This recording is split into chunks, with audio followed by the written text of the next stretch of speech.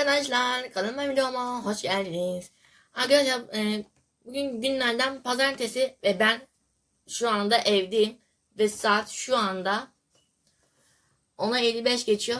Çünkü ben okulda değilim. Çünkü Recep Tayyip Erdoğan yani Cumhurbaşkanımız dün 29 Ekim'de o yüzden bize bir günlüğüne tatil verdi. O yüzden bugün evdeyim. Yarından okula gideceğim. Ve yarın da yazılarımız başlıyor. Ve e, ne diyorlardı ona? Unuttum şimdi. Yani 2 hafta sonra da yazılar bitecek. Sonra da bir hafta tatil başlayacak. Sonra da ben tatile İstanbul'a gideceğim. Bu arada bu kağıtlar e, Masal Destan hocamız da Aa, bir susturmadınız beni. Neyse. Arkadaşlar bu video bugün yazılıya hazırlık ve LGS ve yazılıya hazırlık vlogu çekiyorum. O zaman ders çalışmaya yeniden başlayalım. Bazen arada sırada da bir molalar vereceğim. Çünkü benim YouTube'da da bazı bir şeyleri halletmem lazım. Onu da size gösteririm. O zaman 3, 2, 1, geç!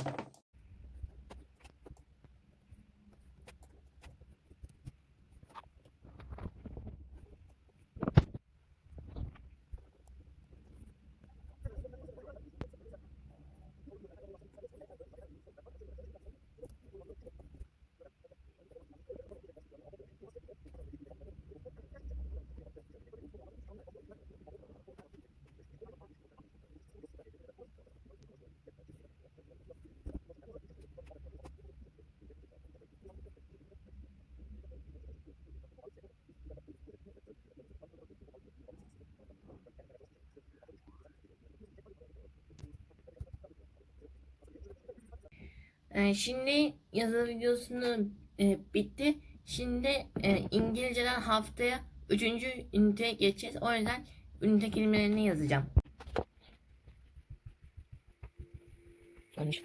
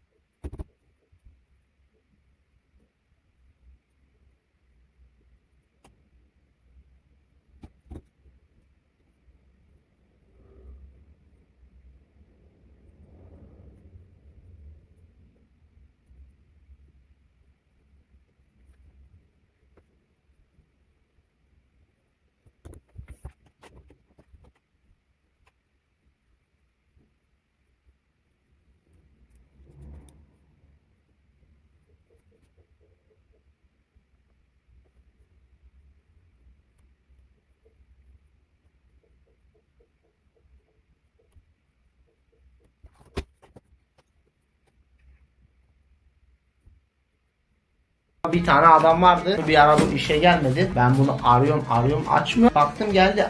Koydum dedim, ben seni arıyorum, sen niye açmıyorsun be? Abi dedi, telefon odada kaldı, alamıyorum. Niye koydum dedim, gir al. Yok abi dedi, eve girdi bir dedi, bir tane fare odaya. Ben de dedi hemen çıktım, kapıyı kilitledim üstüne, altını da kapattım, fare çıkmasın. Açlıktan ölene kadar açlıktan ölsün. Fare dedim, ölür mü açlıktan? Sen bir geleceksin, dolabı yemiş, televizyonu yemiş be. 2 gün telefonunu almadı. Cemil dedim, hazırlan, akşam fare yakalamaya gidiyorsun. Bir baktım Cemil, abi diyor o iş bende. Gittik içeriye, bu bütün kapıların altını kapatmış. Cemil dedi, abi size gerek yok, ben dedi hallederim. Dedim Cemil tamam, fazla kan çıkarma, sonra temizlemesi zor olmaz. Cemil içeri bir girdi, çekeceğin gibi sesler geliyor içeriden. Cemil sanırsa kişiden kavga ediyor. En son bir baktım Cemil fareyi yakalamış, ucundan götürdü, attı dışarı.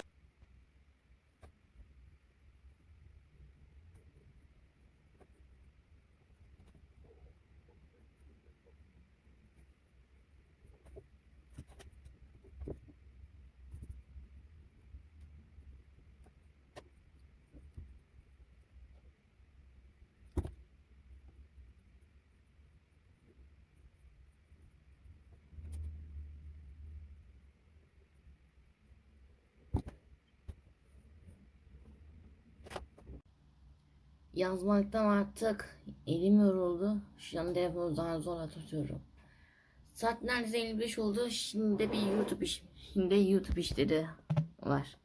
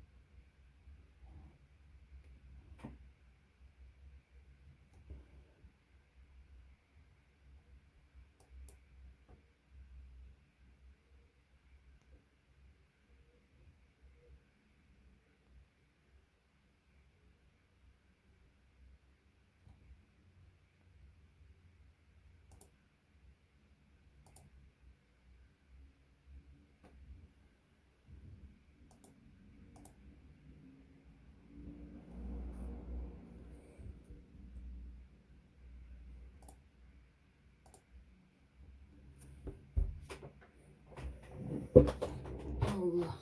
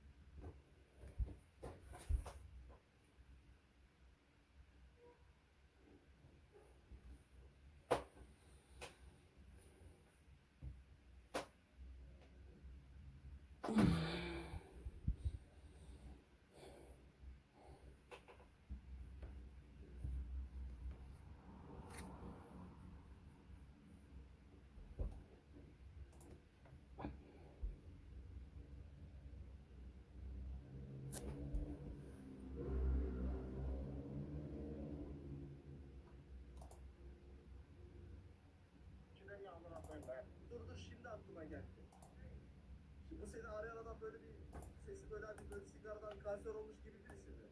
Sorma be amına koyayım, anlamıyorum zaten 3 dediğinden birini bir seni sikeceğim de başka bir şey demiyor amına koyayım be. Abi Ne sen yapacaksın, ne yapacaksın? sen ne yaptın, kanser olmuş gibi birisi mi?